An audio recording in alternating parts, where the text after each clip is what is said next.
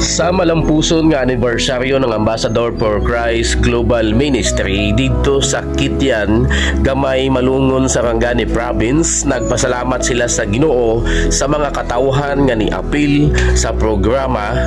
Samo ang leader na pastor na si Vilmar Lutero, sa pinalangga na pastor na nakabutang sa lugar na si Richard Suwana, sa mga giimbitahan na speaker na naghatag sa pasalig sa Ginoo para sa ikalig-on sa ilang pagsalig. Salamat sa Diyos nun nga katauhan na kauban sa Ginoo sa tibuok tuig, unta magpadayon magauban ang Ginoo sa ila hantod sa sunod na tuig para sa magpadayon na pagtuo sa Ginoo og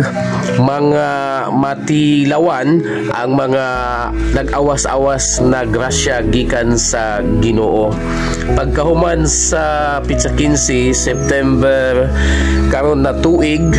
ako si Richard Calvario, taga Bacoor Outreach Habay 1, nag-uulat kahit hindi ako nakapunta pero nakaabot sa akin ang bawat pangyayari sa lugar ng Sarangani Province.